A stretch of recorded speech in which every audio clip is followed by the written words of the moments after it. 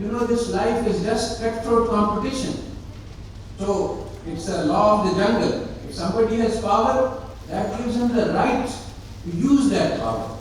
So if they have the power to conquer us, then they are justified in their conquest. So this story, we have all accepted, we have all agreed that if you are powerful, then you can make the most amount of money with that power and nobody can object to this.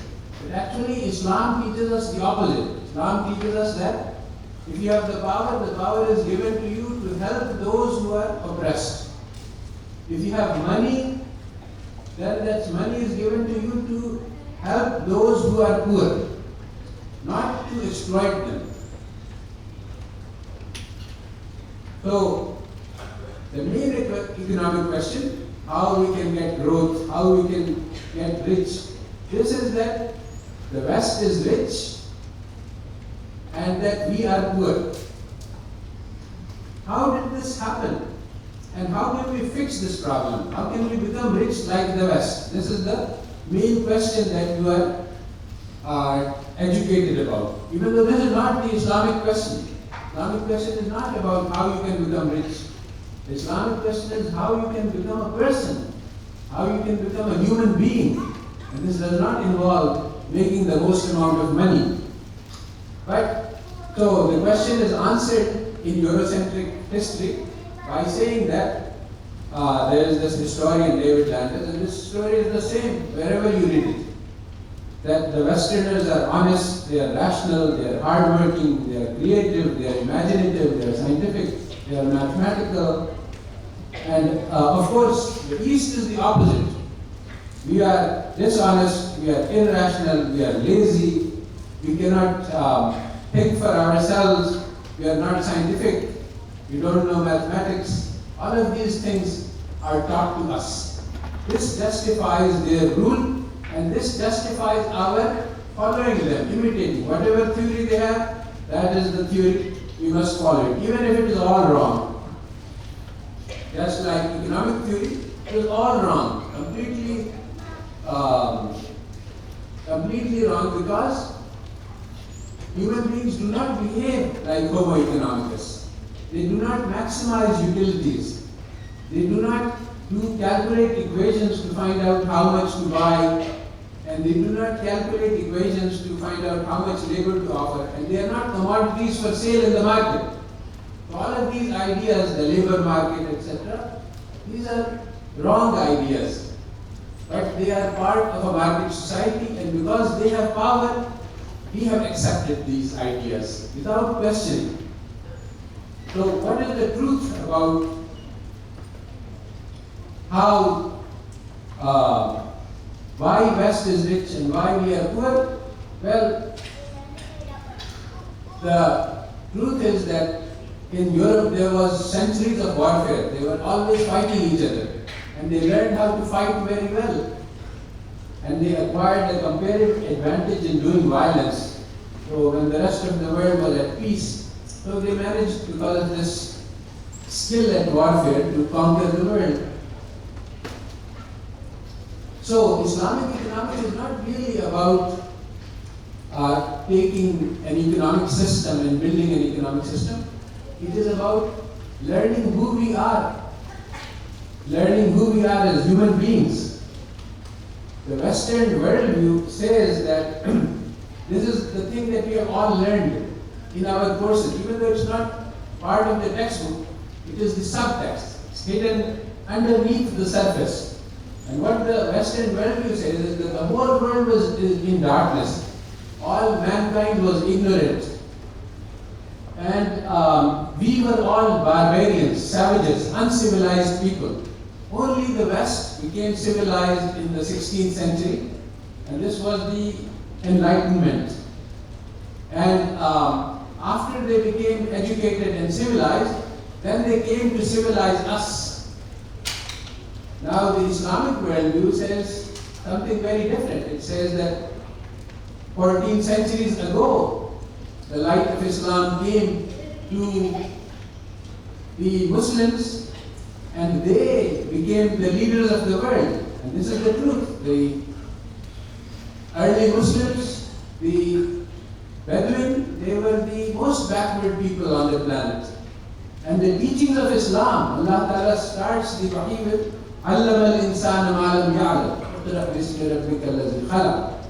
So, the knowledge that Allah Ta'ala gave to mankind, it brought them from the bottom to the most advanced nation.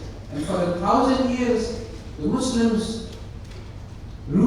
dominated the world, and their civilization was the shiniest, and it produced knowledge in all dimensions. So the question that faces us as Muslims, have those teachings lost their power? They are no longer useful for us. Today, we don't need the Quran, we need the Samuelson to guide us in economics. This is the great mistake that we are making. Actually, Islam has complete and perfect guidance for us until the day of judgment.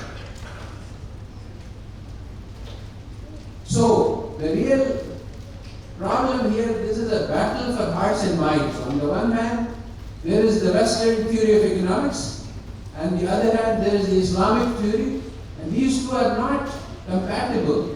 One is the enemy of the other.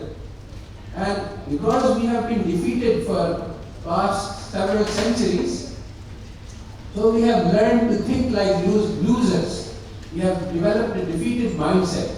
We are no longer confident in the message of the Quran, that it has the power to change our lives.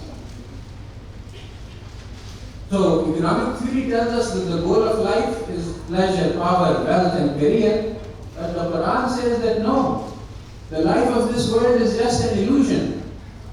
And the best thing is to work for the Akhirah. So,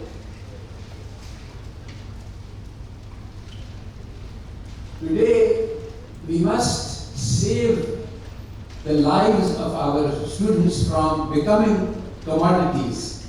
This talk was meant for teachers, but it is the same thing, that the students are being brainwashed into thinking that they are just pleasure machines. This is what economic theory teaches us. Your goal is to maximize your pleasure. But if this was really true, you know what you should do? Now they have discovered that there is a pleasure center inside the brain. And if you electronically stimulate it, you get the maximum amount of pleasure.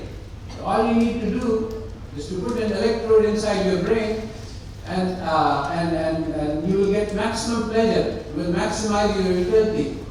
And of course, this is not what we have been created for. The purpose of life is not pleasure. So the Coca-Cola theory of happiness says that the more Coca-Cola you drink, the more happy you will become. And this is what economic theory is. It says just eat and drink and consume, and that will maximize your happiness, and that is your goal in life. Now, East Alien's paradox is a discovery by economists that, we have been pursuing this goal, growth and growth and growth, and we have been extremely successful. In 1 century, the standard of living has increased by 100 times. So have we become happier as a result? Also, you can ask, if you look at the cross section, there are many very poor countries, many very rich countries. So is it true that the people in the rich countries are happy and the people in the poor countries are sad? So you find the answer is no. There is no correlation between GNP per capita and happiness. How you determine this? There are many, many indexes. You can look at the suicide rate, you can look at the crime rate, you can look at psychological disturbances. You find that it is not true. You can find that very poor countries can be very happy, and you can think about it easily if you think about it from Islamic point of view. That the hadith says that wealth is the contentment of the heart. If your heart is happy, then you are happy.